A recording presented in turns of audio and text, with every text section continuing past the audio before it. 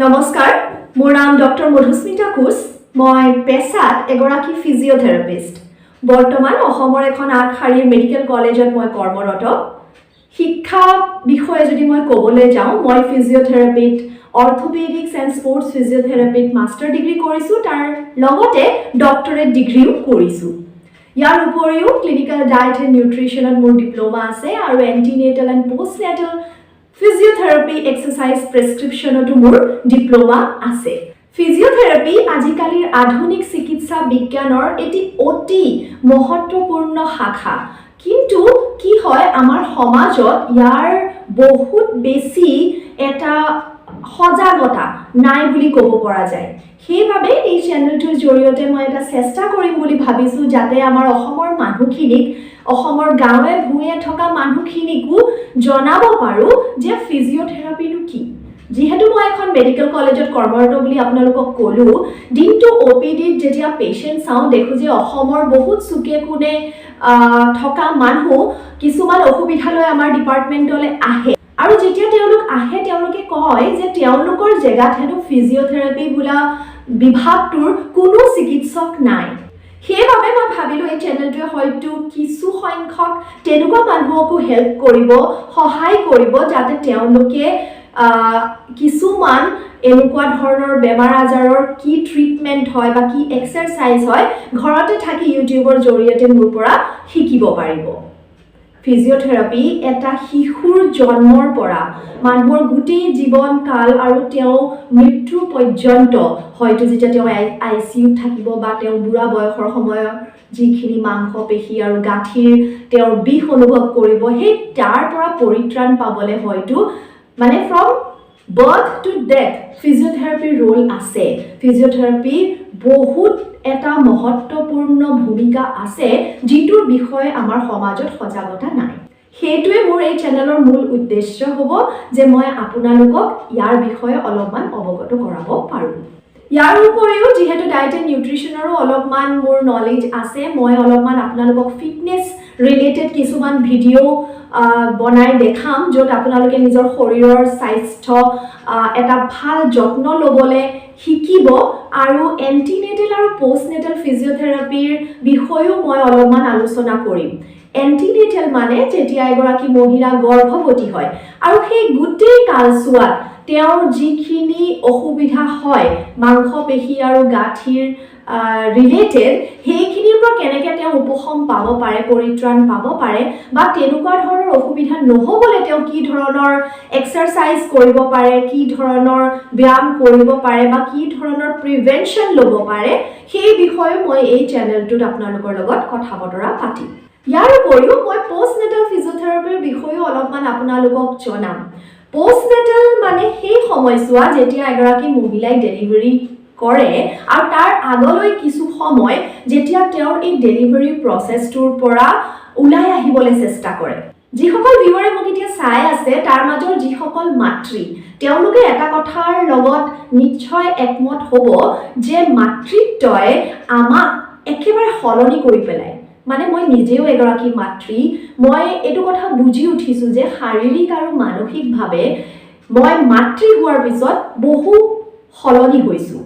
এই গোটেই সময়ছোৱাত এগৰাকী মহিলাই যিখিনি শাৰীৰিক কষ্ট ভোগে, সেইখিনিত নুভুগিবলৈ, বা যদি তেওঁ ভুগি আছে, যেনে ধৰক বহুত কঁকালৰ বিষ হয় বা পাইলছৰ অসুবিধা হয়, কনষ্টিপেশ্যন হয়, তেওঁ শুবলৈ নাপায়, সেইবাবে তেওঁৰ মনটো ভাল হৈ নাথাকে, তেওঁ ইৰিটেটেড থাকে, ডিপ্ৰেছড হ'ব পাৰে, মানসিকভাৱে ভাগি পৰিব পাৰে। এই গোটেই কালচোৱাত ফিজিঅথেৰাপিষ্ট এজনে আপোনাক বহুখিনি সহায় কৰিব পাৰে। কেনেকৈ, এই বিষয়েও অলপমান আলোচনা মই আপোনালোকৰ লগত কৰিম। ইয়াৰ উপৰিও মই যিহেতু এগৰাকী মাতৃ যাৰ যজা সন্তান আছে, টুইন প্ৰেগনেঞ্চি আৰু পেৰেণ্টিঙৰ বিষয়েও অলপমান মই আপোনালোকৰ লগত চৰ্চা কৰিম। কাৰণ টুইন প্ৰেগনেঞ্চি বহুত কমন নহয়। মানে আপোনালোকৰ ওচৰে পাজৰে যিবিলাক এক্সপিৰিয়েঞ্চ মাদাৰ্ছ থাকে, মানে ধৰক আপোনাৰ মা বা আপোনাৰ শাহু মা বা আপোনাৰ বায়েক, তেওঁলোকে হয়তো আপোনাক সেই সময়ছোৱাত যেতিয়া আপুনি সৰু কেঁচুৱা এটা তুলিতালি ডাঙৰ দীঘল কৰিবলৈ চেষ্টা কৰি আছে নতুন মাক এগৰাকী হৈ সেই সময়ছোৱাত হয়তো বহুখিনি কথাত আপোনালোকক সহায় কৰে কিন্তু টুইন মাদাৰ্ছৰ ক্ষেত্ৰত কি হয় যেতিয়া আমি যজা সন্তান জন্ম দিওঁ আমাৰ মা বা আমাৰ শাহুমাৰ পৰা সেই সাপোৰ্টটো আমি বহুত ভাল ধৰণে নাপাওঁ মানে মই এটো ক'ব বিচাৰিছো যে এগৰাকী মাতৃয়ে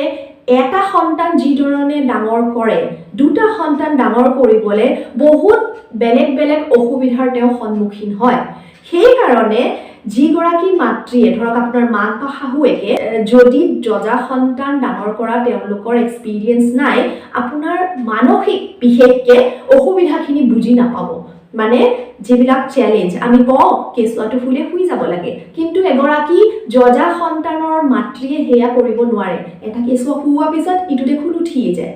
তেনেকুৱা ধৰণৰ কিছুমান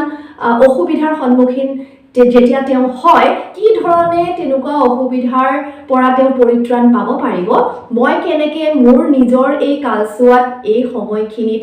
এই গুটেই অসুবিধাখিনি মই ওভাৰকাম কৰিছিলো সেই বিষয়ে মই অলপমান আলোচনা কৰিম মই ভাবো যজা সন্তানৰ মাতৃসকলে অলপ হলেও প্ৰ্যাকটিক্যাল সলিউশন মোৰ ভিডিঅ'ছৰ পৰা পাব শেষত এইটোৱে কম যে গুটেই কথাখিনি মনত ৰাখি মই এই চেনেলটো আৰম্ভ কৰিবলৈ বিচাৰিছো ইনে ইউটিউবত মই যোৱা 2 বছৰৰ পৰা কাম কৰি আছো কিন্তু মোৰ ভিডিঅ'খিনি মই হিন্দীত প্ৰস্তুত কৰিছিলো মাতৃত্বৰ ৰিলেটেড ভিডিঅ' দেই টুইন্স মাম্মা বুলি মোৰ এটা চেনেল আছে মই আপোনালোকক লিংকটো দি দিম কিছুমান অসমীয়া মানুহে যেতিয়া সেই চেনেলটো চাইছিলে তেওঁলোকে মোক ইনবক্স কৰিছে বা মোৰ ফেসবুকত ডিএম কৰিছে মোৰ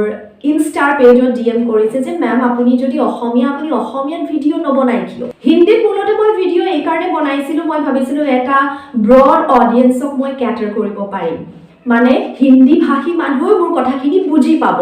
অল ইণ্ডিয়া লেভেলত ধৰক এতিয়া মোৰ বহুত সাবস্ক্ৰাইবাৰ বাংলাদেশ নেপাল পাকিস্তানৰ পৰাও মই পাইছো ইউএছৰ কিছু সাবস্ক্ৰাইবাৰ্স মই পাইছো যিসকলে হিন্দীত কথাখিনি বুজি উঠিছে কিন্তু যেতিয়া মই এনেকুৱা মেসেজ পাওঁ মোৰ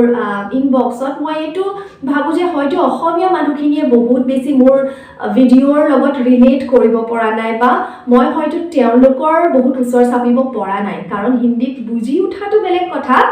নিজৰ ভাষাত বুজাটো কথাই বেলেগ সেই গুটেই কথাখিনি ভাবিয়ে মই অসমৰ মানুহখিনিৰ কাৰণে অসমীয়াত এই চেনেলটো আৰম্ভ কৰিবলৈ লৈছো আশা কৰিছো আপোনালোকে সহাৰি জনাব যদি আপোনালোকে সহাৰি জনায় মই আপোনালোকৰ কাৰণে ইনফৰমেটিভ ভিডিঅ' আনিবলৈ চেষ্টা কৰিম